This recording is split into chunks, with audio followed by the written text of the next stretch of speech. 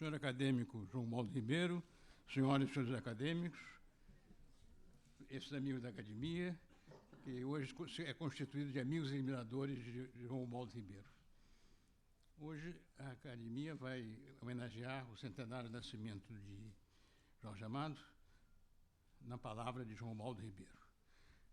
Para os senhores e senhoras, não é preciso mencionar quem é João Baldo Ribeiro, a sua obra de romances, a sua obra de crítica que nós conhecemos, as crônicas de todos os dias, todas as semanas no Globo, mas eu acharia importante citar aspectos menos conhecidos, que João Baldo Ribeiro foi jornalista, começou a sua carreira literária aos 8 anos numa antologia de contos, foi professor universitário, é mestre em Direito e em Administração Pública e tem também um belo livro sobre política. Mas há uma característica especial da presidência de João Baldo, é a afinidade e a amizade que ele teve com Jorge Amado. Quando ele publicou esse livro de contos aos 8 anos, Jorge Amado se aproximou dele e elogiou o conto, e desde aí nasceu uma amizade que veio até a morte de Jorge Amado. Eu posso testemunhar um fato, que quando da candidatura de João Baldo Ribeiro à academia, Jorge Amado estava em Lisboa e foi, assim, um maior campo eleitoral. Ele passava telegramas, não havia o fax, mas e-mails, perguntava, exigia providências e, afinal, ficou muito contente com a vitória de João Baldo. É por isso, com grande prazer, que a academia hoje recebe João Baldo Ribeiro, a quem dou a palavra para falar sobre Jorge Amado.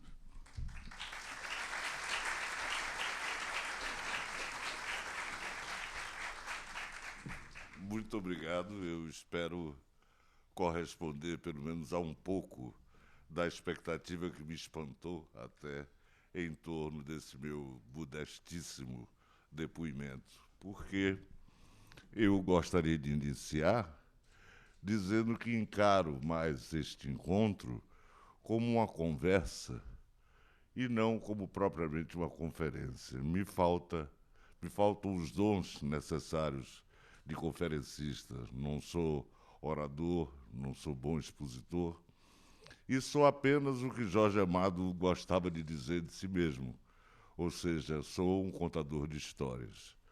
Expressão esta que já foi até usada, e até hoje é, de certa maneira, pejorativamente, mas isso eu vou abordar no decurso desta conversa. A primeira providência que eu tomei foi desistir de ler o texto inteiro deste depoimento, porque achei que seria infligir ao auditório um sofrimento imerecido, me assistir ler, e eu não sou muito bom leitor, monotonamente algumas anotações feitas em casa. Então, eu me limitei a anotar alguns tópicos, vou ler algumas dessas observações e vou intercalá-las com outras coisas que, como espero que vocês todos vejam, estarão realmente melhor se contadas fora da prisão de um texto já escrito. Além disso, trazer as notas faz com que eu cometa aquilo que eu sei que eu vou dizer que cometo sempre. Porque Luiz Buñuel, o cineasta, costumava dizer que o método expositivo dele era a digressão. Isso também é um mal que me aflige. Eu começo a falar sobre alguma coisa e dentro de 5 minutos estou falando em algo inteiramente diverso. E me consola saber, e aí que eu estou fazendo a digressão, saber que Jorge Amado era a mesmíssima coisa. Eu espero que hoje vocês tenham alguns instantâneos, algumas pequenas visões de Jorge Amado na intimidade de um amigo também escritor, e vejam esse tipo de episódio seja evocado aqui. Porque Jorge me telefonava, às vezes, 9 da noite, por exemplo, abrindo a conversa com: tenho um recado importantíssimo de Caribé para você. Eu dizia: diga. E depois de cerca de 1h30 de conversa, eu não sabia qual era o recado. Eu dizia: você sabe Caribé? Caribé, a filha dele, que, aliás, está namorando com aquele rapazinho Duarte, e aí ficava contando a vida inteira. Então, esse tipo de coisa é o que vocês podem esperar daqui, porque vocês não podem, isto eu vou ler, esperar de mim uma análise literária da obra de Jorge Amado, nem eu creio que ela devesse ser feita aqui, porque não é o lugar para se levantar mais uma vez a bibliografia tão rica e a biografia também tão rica de Jorge Amado. Eu costumo dizer que não posso considerar-me nem mesmo um homem de letras, no sentido mais apurado do termo, porque sou, como já disse, apenas um romancista profissional e nunca fui o estudioso sistemático de obra literária alguma, nem mesmo a de meu compadre Jorge Amado. É como romancista, oficial do mesmo ofício, artista da mesma arte, que estou falando. É também como amigo dele, que com ele conviveu por cerca de 40 anos, não só na cidade do Salvador, como em viagens pelo mundo afora. E a isto se adiciona a minha arraigada e sincera admiração por um grande homem. Não o endeuso, nem o mitifico, lembro com as contradições que todos nós carregamos e que o humanizam. Apenas não sou eu o indicado, nem hoje é a hora para fazer esse tipo de inventário. Hoje quero apenas lançar algumas pequenas provocações, não provocações à polêmica, mas talvez provocações a certas visões que eu acho que ainda estão larga e indevidamente estabelecidas entre nós.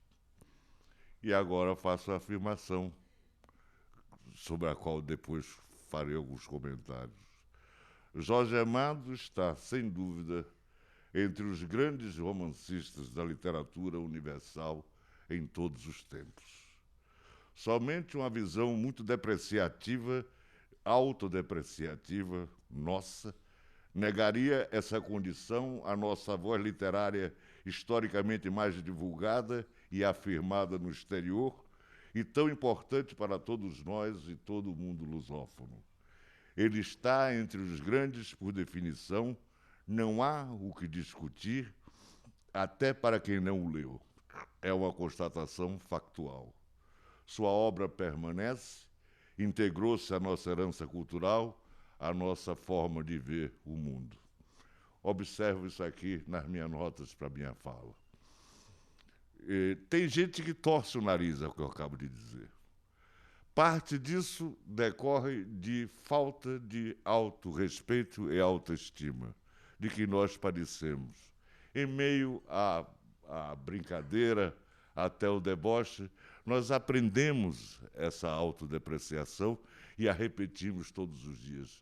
Nós não podemos ter um grande escritor, um grande romancista no panteão mundial dos romancistas.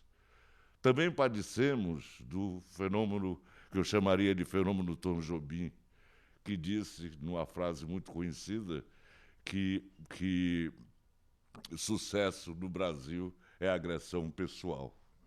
Mas eu acho que quem diz que Jorge Amado é simplesmente um contador de histórias e com isso acha que está fazendo uma afirmação depreciativa, não tem ideia do que está falando. É precisamente o que Jorge Amado se dizia ser, queria ser e faria e fazia. Não veem os que dizem isso, o narrador habilidoso e insinuante por trás da voz aparentemente desencorpada do romance. Acham que técnica narrativa é pirotécnica. Creio que certamente vai ter oportunidade de mencionar isso adiante. Eu pergunto onde está o medidor para avaliar a grandeza do escritor. Certamente esse medidor não está na crítica coeva, na crítica contemporânea ao escritor, porque é quase proverbial, são quase proverbiais os erros cometidos com os grandes escritores pela crítica contemporânea. Essa avaliação, para bem ou para mal, é sempre falha, e os casos abundam pela história das artes e da literatura em geral. Então, esse critério não pode ser aproveitado. Então, essa importância, para mim, está em que somos uma nação importante. Estamos entre as maiores populações do mundo, nossa língua em número de falantes nativos, dos quais 85% no Brasil são brasileiros, é a quinta ou sexta do mundo. A terceira mais falada no hemisfério ocidental e a mais falada no hemisfério sul.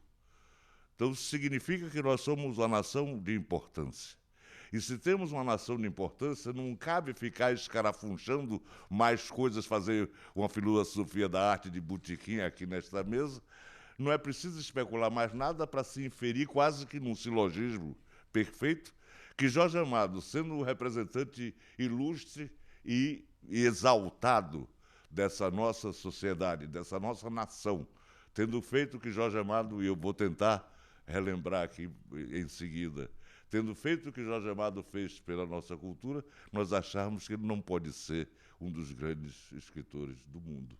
Mas, para mim, ele pode estar aí, junto das grandes sagas nacionais que foram produzidas, junto dos grandes conjuntos de obra que nós apreciamos em escritores e que nem atingiram a magnitude e o escopo de Jorge Amado e que nós admiramos sem pestanejar ou questionar. Por exemplo, até hoje admiramos Sinclair Lewis, um escritor importante, mas que importância teve Sinclair Lewis diante de Jorge Amado, inclusive para nós e para o Ocidente?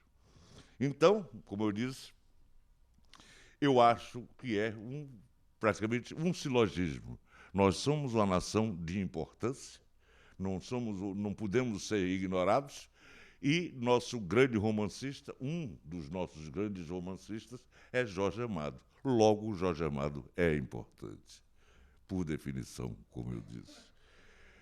No desenho da nação brasileira, cuja identidade é determinada culturalmente, vejo o papel dele de forma muito especial, que tem a ver com o título que dei. Eu agora vou gravar minha palestra. Me esqueci e vou gravar. No desenho da nação brasileira, cuja identidade é determinada culturalmente, vejo o papel dele de modo muito especial, que tem a ver com o título que dei a este encontro, Jorge Amado e a Invenção do Brasil. Sim, uso para várias finalidades uma classificação especial, que pode servir para todos os grandes brasileiros em todas as áreas, não somente as artes e a literatura, mas para aqui trago somente a literatura e explico a classificação. Ela foi formulada pela primeira vez há muitos anos, na época em que eu conheci o Darcy Ribeiro, que hoje nos faz tanta falta. Eu conheci Darcy Ribeiro, e aqui já é um parêntese falado, que eu espero seja mais ameno do que a récita do que eu escrevi antes. Eu conheci Darcy de uma forma inusitada para dois escritores brasileiros. Eu o conheci em Berlim. Estávamos ambos participando de um congresso cujo título eu já esqueci, de um evento cultural em Berlim, e evento cultural esse muito bem frequentado. Me recordo que no hall do hotel, nesse dia em que eu conheci Darcy Ribeiro, e que eu comecei a falar com Darcy e nos tornamos instantaneamente amigos, estava lá o Juan Rulfo, de que também nos tornamos camaradas, mas para vocês verem que era um congresso de alto nível e que inadvertidamente tinha feito alguns convites menos nobres do que esse. Nesse dia, e isso contado assim é engraçado, porque eu, às vezes, quando estou almoçando com um amigo meu, escritor, por exemplo, eu almoço regularmente com o acadêmico Alberto Venâncio Filho, aqui ao meu lado, e o nosso comum amigo Rubem Fonseca. E eu vejo quem passa e nos vê, o restaurante dá para a rua, eu vejo quem passa nos olhando, às vezes, reverentemente, e deve estar imaginando que coisas transcendentes não dialogam aqueles homens da realidade, por exemplo, O Zé Rubem, que é solteiro e galante, normalmente está comentando sobre a boa aparência de uma moça que acaba de passar pela calçada. E talvez seja esse o assunto mais sério que nós abordemos nessas jornadas. A mesma coisa, de certa forma, aconteceria com quem tivesse visto a mim e Darcy, a não ser quando nós começamos a dar risada, pelas razões que vocês verão, e certamente essas pessoas suporiam que nós estávamos rindo, no mínimo um riso superior, comentando alguma piada de Molière, ou qualquer coisa, ou qualquer coisa desse tipo. Mas, na verdade, Darcy e Darcy e eu, quem começou esse negócio, acho que foi Darcy. Darcy e eu estávamos inventando, não sei de onde saiu isso, times de futebol do mal e do bem. Eu me lembro, nós chegamos a escalar no time do mal, Hitler na ponta direita, Stalin na ponta esquerda e Átila, o rei do Zulu, como centroavante. E achamos que estaríamos garantidos. Mas preocupava, a presença do Juan Rulfo preocupou Darcy e a mim mesmo um pouco, porque nós não sabíamos bem o que era que aquele pessoal estava esperando de nós e, afinal de contas, se tratava de uma responsabilidade. De alguma maneira, nós estávamos representando ali o Brasil, mesmo que o Brasil não soubesse disso. Nós estávamos. E decidimos que contaríamos mesmo mentiras, mas que, de qualquer forma, seria importante que nós disséssemos. Ficamos irresponsavelmente tranquilos quanto à nossa participação, mas no dia seguinte comparecemos ao primeiro encontro, cheio de discursos inaugurais, colocações preliminares e assim por diante, e coalhado de alusões à famosa identidade nacional. Quem somos nós como povo? Que cara nós temos? Somos mulatos? Somos gaúchos? Somos como? O que é que nós somos? Qual é a cara do Brasil?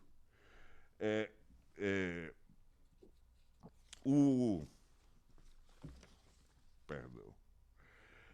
Começamos a discutir isso e chegamos, por causa desses times de futebol que nós criamos, chegamos à conclusão, uma conclusão evidentemente falha, subjetiva e sem a menor veleidade, digamos, científica, ou mesmo normativa, ou qualquer coisa assim, mas que vocês verão que serve como espoleta para uma discussão. Porque nós classificamos os grandes brasileiros, no caso seria o literato, né? Quando eu estava com o Darcy não era, mas chegou a ser algum tempo dessa brincadeira. Nós classificamos no Brasil dois tipos básicos: os descobridores e os inventores.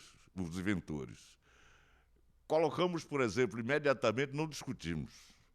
E eu tenho certeza que talvez alguns de vocês discutam isso até acerbamente. Mas eu e Darcy concordamos de forma quase instantânea em que Machado de Assis, por exemplo, não era fundador. Machado de Assis era um grande descobridor. Machado de Assis, Castro Alves, nós chegamos à conclusão que Castro Alves podia parecer inventor, mas na realidade ele era descobridor. Os modernistas, evidentemente, merecem ou parecem dever ser classificados imediatamente como inventores, mas outros são duvidosos. Por exemplo, Augusto dos Anjos, um nome que se diria menor em relação a certas figuras que podem ser imaginadas aqui ou evocadas aqui. Eu não sei se seria menor, mas, em todo caso, quem se opusesse de imediato à inclusão de Augusto dos Anjos nesse panteão de descobridores, de inventores, nunca ouviu, num boteco brasileiro da cidade mais recôndita que se pode imaginar, alguém dizer que a mão que afaga é a mesma que apedreja. E com isso tremer de emoção, porque se trata de um poeta terrivelmente ligado à alma nacional, que é recitado, como eu disse, em qualquer boteco, no meio de qualquer roda de boêmio barato, de boêmio de beira de rodoviária do Brasil. Esse poeta é lembrado e é apreciado pelos ouvintes, mesmo por aqueles que nunca o ouviram. Então, Machado de Assis será um inventor? Achamos que não. Mas essa discussão, depois, se eu quiser, se alguém me interpelar sobre isso, eu terei prazer em tentar responder. Como bem se pode imaginar, essa discussão nunca chegaria ao fim, nem concluiria muita coisa. Mas conservo em mente porque, no afã de classificar determinadas figuras, acabamos por lançar sobre elas um olhar renovado. Talvez façamos melhor ideia de seu papel e certamente a compreendemos melhor. Sim, eu preciso fazer um parênteses aqui. Euclides da Cunha também nós tivemos pouco debate. Euclides da Cunha, talvez só para vocês entenderem o que é que a gente queria dizer com esse negócio de descobridor e inventor. Euclides da Cunha, em que pesa a admiração enorme que tanto eu tenho quanto Darcy tinha por ele. Quer dizer, ser o descobridor não é nenhum desdouro, basicamente é uma especialidade, mas ele aparentemente seria um inventor, mas não foi um inventor. Com aquela antropologia de Gobineau, com aquelas partes terríveis do homem e que ele nos descreve com os conceitos dessa antropologia, ele não estava inventando nada, ele estava adaptando, ele não inventou o Brasil naquela hora, ele descobriu grande parte do Brasil. Quanto a Jorge Amado, tanto Darcy quanto eu escalamos com destaque no time dos inventores. E entendemos como inventor o que deu forma a mitos e crenças duradouros, que criou ícones e imagens incorporadas ao nosso universo cultural, a maneira pela qual nos vemos e nos veem. Claro que, como aliás é o caso de todo inventor, ele não cria do nada, mas sente e concentra o que antes só se percebia de maneira diluída e amorfa, canaliza o que de outro modo talvez nunca achasse expressão importante. O romance é um gênero comparativamente novo e periodicamente declarado morto, desde que todos nós aqui nos entendemos. Há também quem diga, num dos equívocos mais pobres de espírito em que se pode incorrer, que não lê romances porque não deseja perder tempo, prefere a realidade. Como se a reportagem mais fria fosse imune ao olho e ao sentimento do repórter, como se a mesma cena, observada por pessoas diversas, não fosse descrita em versões às vezes até opostas, como se houvesse, enfim, uma divisão entre sujeito e objeto que justificasse a pretensão à objetividade, como se houvesse uma realidade incontestável. Prisioneiros dos 5 sentidos, imersos no tempo, que fora de nós é inexistente.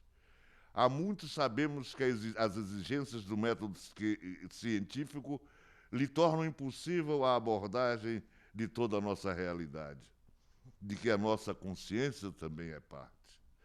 Os homens perseguem essa abordagem de várias formas, notadamente através da arte.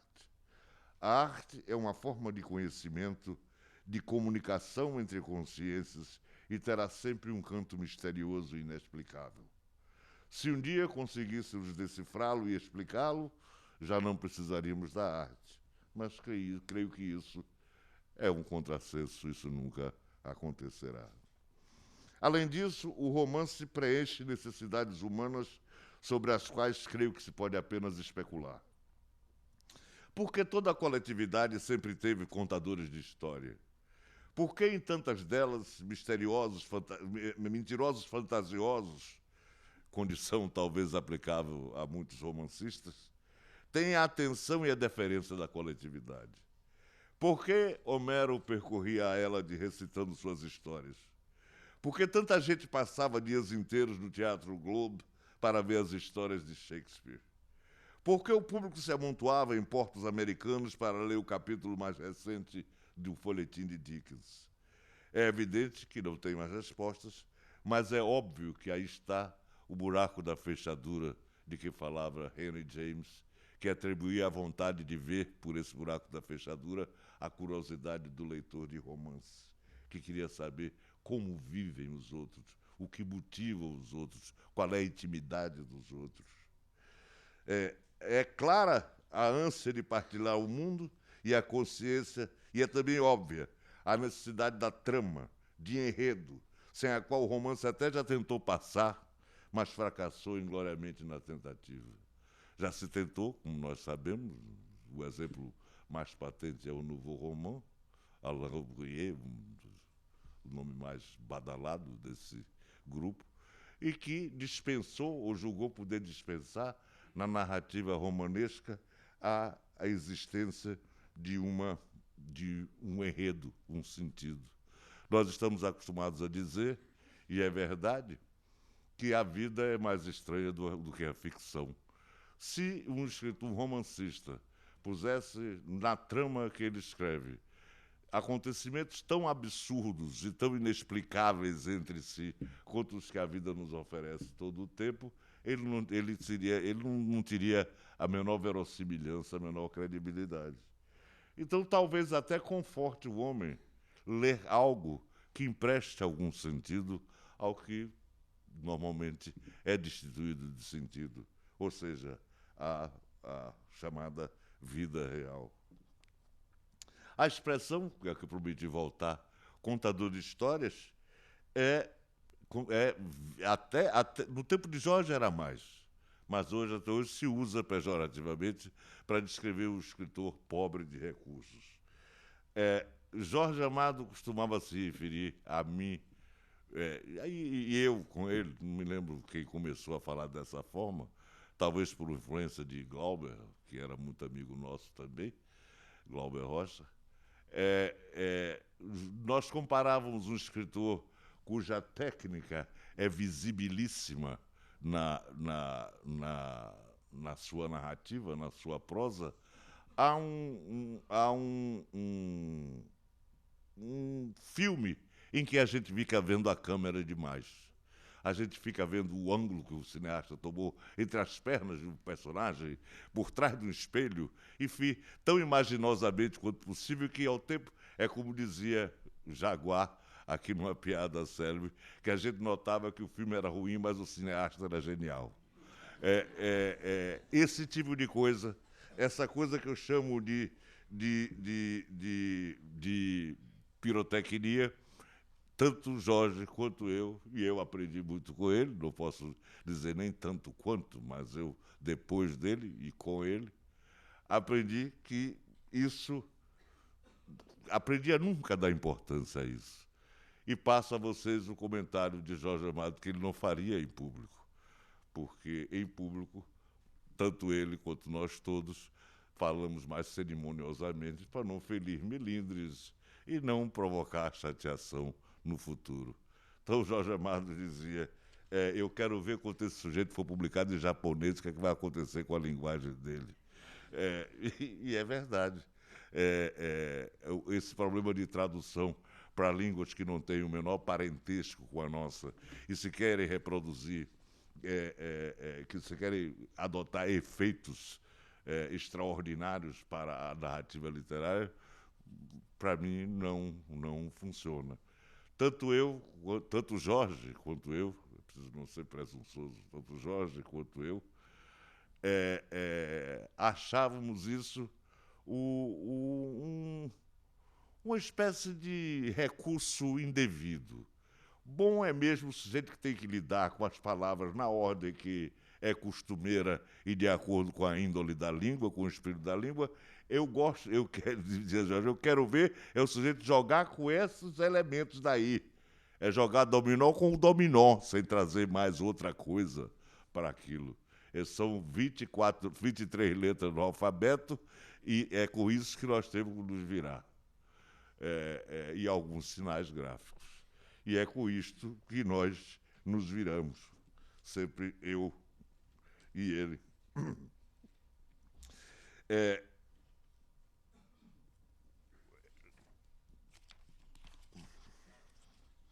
Os olhos e a consciência do homem não são os mesmos depois, por exemplo, que os impressionistas começaram a pintar.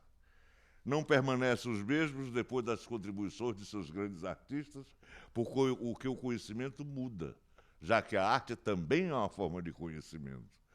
Algo antes, só por poucos ou por ninguém percebido, pressentido, entrevisto, é agora parte do conhecimento geral, incorporado à experiência humana. As línguas e as nações não são as mesmas, depois de cada um dos seus grandes clássicos. Ninguém dirige a escolha, mas os atos dos inventores realmente inventam algo que antes não existia ou não tinha corpo. Lembro que nas conversas berlinenses com Darcy Ribeiro, não discutimos muito a escalação de Machado de Assis no time, na equipe dos descobridores. Descobriu muita coisa sobre o Brasil, disse Darcy, inclusive ele mesmo. Não estou brincando, não. Ele descobriu que o Brasil podia ter e teve um escritor do nível dele e um intelectual fino como ele. Aí disse Darcy, não é pouca porqueira. E descobriu muitas outras coisas. Acho que deve ser capitão do time. Sou mais ele do que o Rui Barbosa, que você só é porque você é baiano. O Brasil de Machado de Assis já estava suficientemente descoberto. O milagre da língua única em território tão vasto já estava feito. O tempo já amadurecia para um bom inventor juntar as descobertas num todo reconhecível por todos e assumido pelos descobertos. Não havia antes romances inconfundivelmente brasileiros. Claro que eu generalizo de uma forma talvez um pouco descuidada, mas é basicamente isso mesmo. Não se podia alegar brasilidade plena para nada. Não eram assim até mesmo os romances sirianistas de José de Alencar, cuja ótica romântica e edênica não marcava povo algum. Nem eram assim os romances quase cosmopolitas de Machado de Assis. Uns poucos outros, de levantamento hoje talvez difícil, foram inventores, junto com Jorge Amado, mas as circunstâncias se conjuminaram para fazer dele o mais importante, a começar pela sua popularidade, que sempre foi imensa e cresceu ao longo de toda a sua vida, e pelo vasto público que, no Brasil, aprendeu a ler romances através de suas obras e a ver o mundo com os olhos daí em diante diferentes.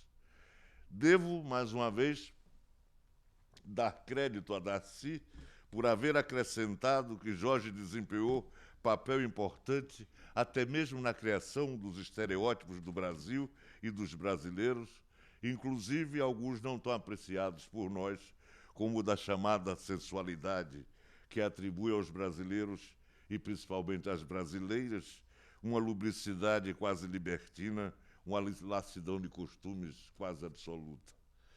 Em primeiro lugar, criar estereótipo, disse Darcy, não é para qualquer um. Tem que ter peso. Em segundo lugar, levando-se em conta o puritanismo de muito, as repressões nórdicas, as hipocrisias peninsulares e a libido entortada da maioria dos gringos, devemos parecer libertinos mesmos. Só que não devíamos nos envergonhar disso. Eles têm a inveja de nossas mulheres e de nós podermos andar com qualquer roupa o ano inteiro.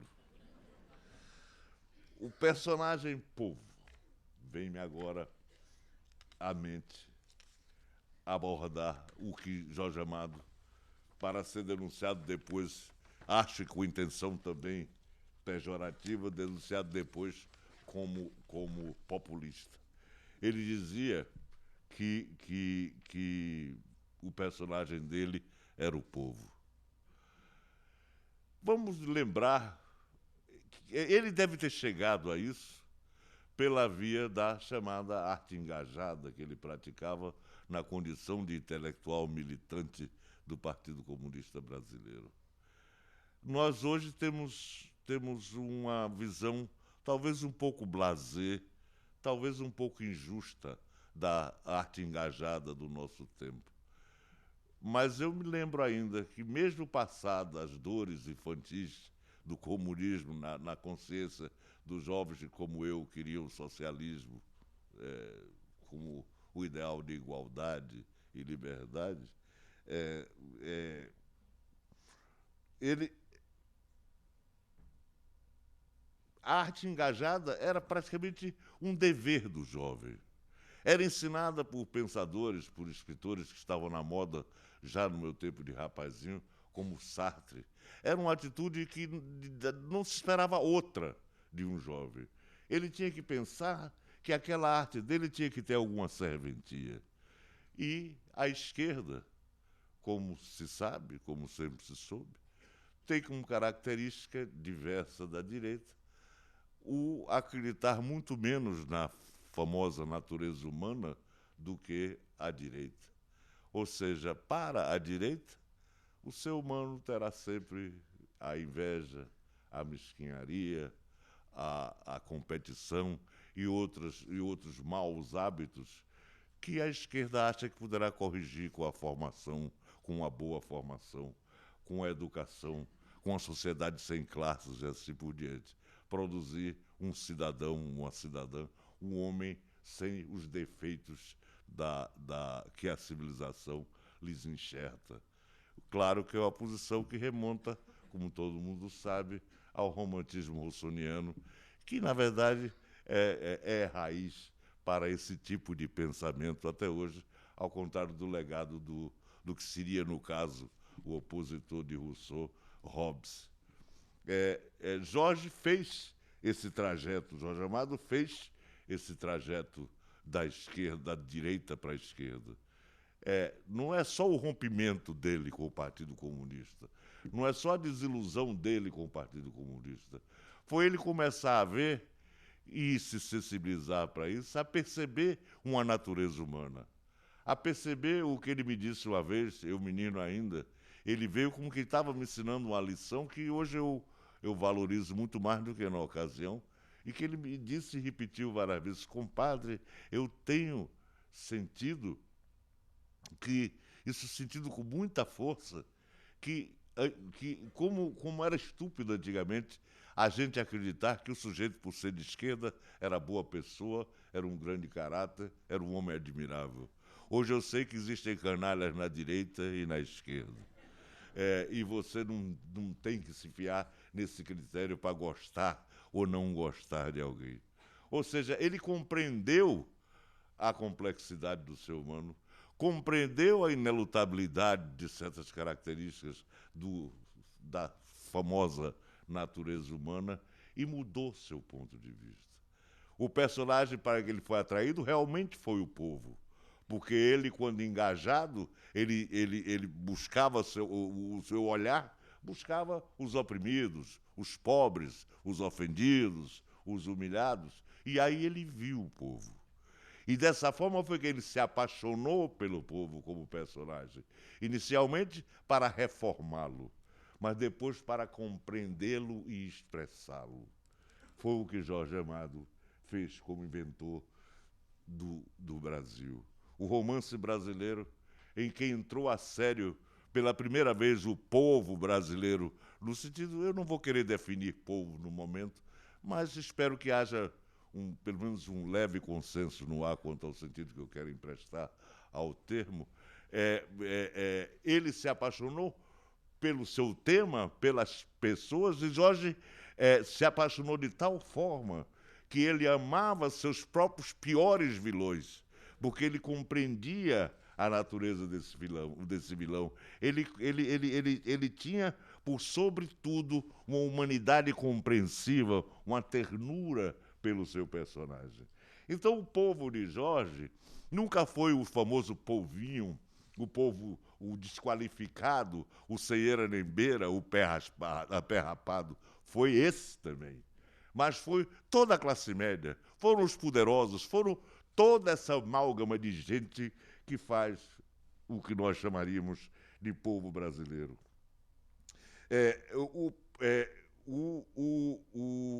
Mais ainda, ele não só tornou, pela primeira vez, o negro era protagonista. Pela primeira vez, o negro era personagem. Pela primeira vez, a mulher era um personagem com autonomia de pensamento e de vontade, em muitos casos, ou vítima de iniquidades que ele denunciou. E, além de tudo, feito isso, Jorge Amado ainda desempenhou um papel importantíssimo no sincretismo que caracteriza a religiosidade de grande parte do Brasil e especificamente da Bahia. Ele encarava o sincretismo como uma espécie de vitória do povo escravizado, do povo trazido para cá. Ele não achava, talvez até pudesse ser traçado um paralelo com o que Oswald de Andrade dizia, ou com os modernistas diziam a respeito de antropofagia. Porque Jorge via na deglutição da religião imposta pelos colonizadores, pelos escravistas, ele via nisso uma vitória. Ele via nisso a singularidade da experiência brasileira. Aqui, dizia ele, e eu não posso senão concordar, como tenho sempre concordado cada vez mais, aqui se realizou o verdadeiro melting pot, o verdadeiro cadinho de mistura. Foi aqui, neste país, e unicamente neste país, em que as culturas e raças, já é um conceito equívoco e limitado, mas que as culturas, raças e crenças se misturaram admiravelmente e deram isso que deu. E que nós fazemos muito por destruir hoje em dia, mas que não destruiremos.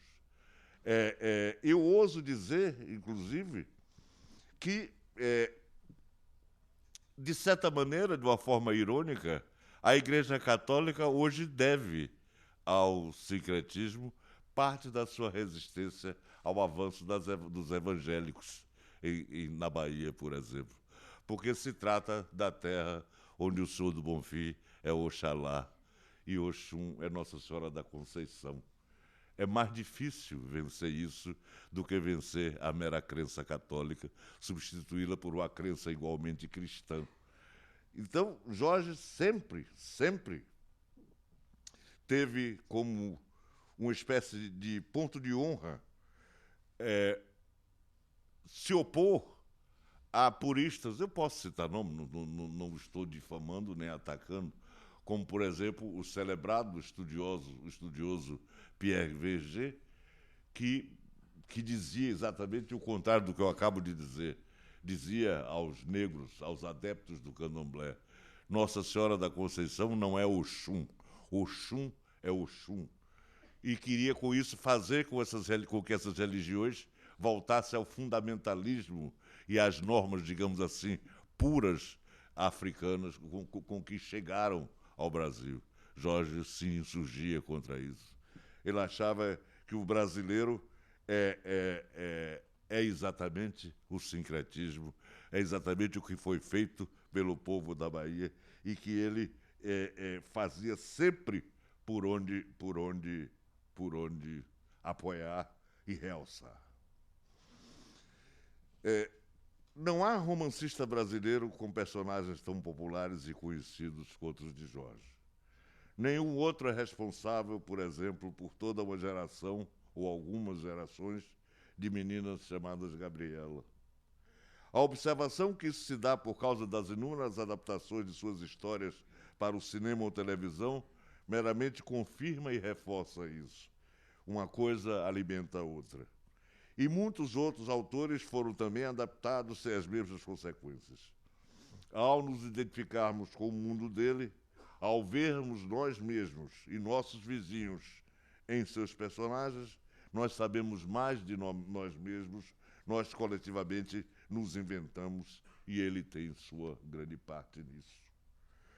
Como seria de esperar-se, por outro lado, Jorge Amado não só foi um dos grandes inventores do Brasil para os brasileiros, mas também para os que nos viam de fora, e aí cabe ressaltar novamente o papel desempenhado por ele como historicamente o mais visível, notado, lido e comentado entre todos os escritores de nossa língua, que hoje tem no Brasil sua maior e mais conhecida plataforma, a partir da qual seguramente sua importância se firmará em termos bem mais amplos do que os de hoje.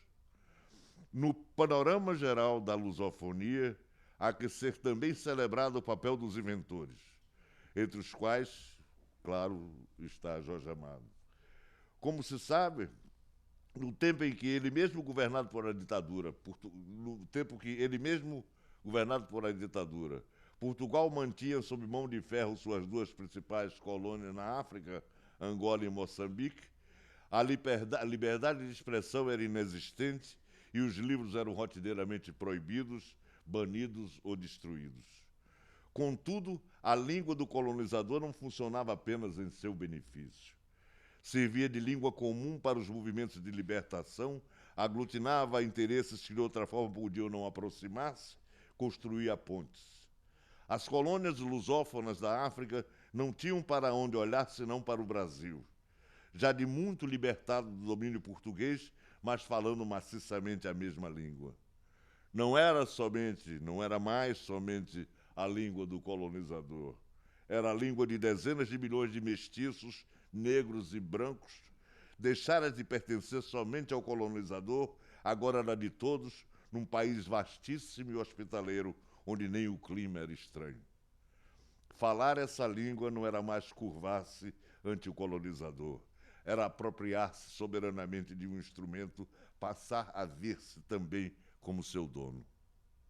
Da mesma forma, no mundo lusófono europeu, os opositores do regime salazarista, não somente os comunistas, mas todos os que ambicionavam deixar de viver sob o governo autoritário, obscurantista e inimigo das liberdades públicas, não tinham para onde olhar, senão para o Brasil, para onde migraram milhões de portugueses, a grande maioria buscando a oportunidade de trabalho no país onde se falava a mesma língua, mas muitos também para escapar à perseguição política ou simplesmente para se sentirem livres. Jorge Amado era recebido secretamente, seus livros eram contrabandeados, pressurosamente guardados como relíquias e trocados como troféus ou como símbolos da liberdade e da luta revolucionária por todos esses países. Isso, um papel que nenhum escritor brasileiro, além dele, desempenhou. A língua portuguesa fez do Brasil o interlocutor necessário, espelho e modelo, exemplo e ponto de apoio. E a partir de finais da década de 40, com a literatura inovadora e rebelde, participante e cronocrasta, que surgiu com o modernismo no Brasil, com o regionalismo no Brasil, os livros brasileiros circulados clandestinamente, tanto em Portugal quanto em Angola e Moçambique, apresentavam um horizonte desmesurado para seus leitores. Era a língua mostrando como se prestava bem a descrever e expressar sentimentos e experiências novas, como se prestava bem a contar a história de cada povo com suas próprias palavras e discursos, como era versátil, como abria caminhos antes pressentidos apenas ou invejados. As regras gramaticais eram desafiadas e recriadas, deixava de haver temas proibidos, o bom gosto vigente era subvertido. As vozes literárias que por esse tempo saíam do Brasil eram poderosas. Todas exerceram algum tipo de influência nos padrões da língua e não vem ao caso buscar os méritos puramente literários. E não somente no campo estritamente literário, a figura de Jorge Amado é a mais presente e atuante, a que, sem dúvida, exerceu maior influência no mundo lusófono durante décadas. Para as colônias em busca de libertação e afirmação, ele era o herói que, além de apoiar as lutas libertárias e as causas populares, ia muito além da escrita, entregando-se à militância política e, por causa dela, sofrendo perseguições, prisão e exílio, sem nunca negociar suas posições. Numa época em que as normas gramaticais adotadas em Portugal eram vistas como sagradas, Jorge Amado também participou da rebeldia contra esse tipo de amarra. Não escrevia errado, mas evitava o uso de formas e estilos estranhos ao falar brasileiro, ajudando com isso o escritor lusófono africano a também enriquecer a língua e a valorizar a forma com que a usa. A invenção do Brasil, de que ele foi tão assinalado participante, talvez ainda esteja em andamento. Mas serão retoques, não alvenaria. Já sabemos quem somos. Acha definitivas e irretocáveis as palavras do grande escritor moçambicano Mia Couto. Jorge Amado não escreveu livros, ele escreveu um país. Jorge Amado expandiu nossos horizontes, criou e formou leitores, aproximou-nos de nós mesmos, honrou e elevou sua herança, nunca se omitiu, amou com ternura e encantamento todos os seus personagens, falou de perto a centenas de milhões de corações, levou-nos com ele a toda parte, foi guardião desvelado de nossa língua, exaltou sempre a liberdade, legou-nos um patrimônio inestimável e é, pois, um grande homem, grande brasileiro, grande romancista. E é nestes termos que lhe prestamos todos esta homenagem. Muito obrigado.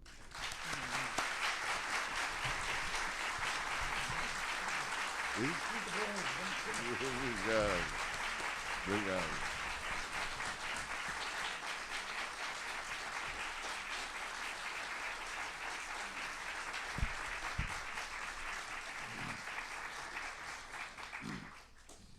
Essas palmas já dizem tudo sobre a conferência de João Waldo Ribeiro, que, trazendo depoimento pessoal de Jorge Amado de uma longa amizade, colocou numa interpretação bastante original a ideia de Jorge Amado como inventor do Brasil.